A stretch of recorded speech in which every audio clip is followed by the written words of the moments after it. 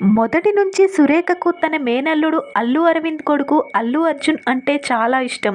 అల్లు అర్జున్ కాకుండా అల్లు అరవింద్ ఫ్యామిలీలో ఇంకా ఇద్దరు కొడుకులున్నారు. కానీ అల్లు అర్జున్ అంటేనే సురేఖకు చాలా చాలా ఇష్టం. ఆ విషయాన్ని పలు సందర్భాలలో కూడా బయటపెట్టేసింది. పరోక్షకంగా అల్లు అర్జున్పై ఉండే ప్రేమను చూపించేసింది సురేఖ గారు.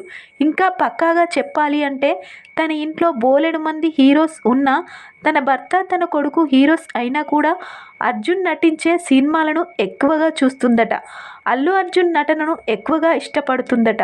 అంత ఇష్టం సురేఖకు బన్నీ అంటే. చాలా చాలా ప్రేమ. చిన్నప్పటి నుంచి సురేఖ చేతిలోనే అల్లు అర్జున్ పెరిగాడు. రామ్ చరణ్ కొడుకైనా కొడుకు కన్నా ఎక్కువగా ఇష్టంగా ప్రేమగా పెంచింది మేనల్లుడిని సురేఖ అంటూ చాలా సందర్భాల్లో వార్తలు బయటకు వచ్చాయి.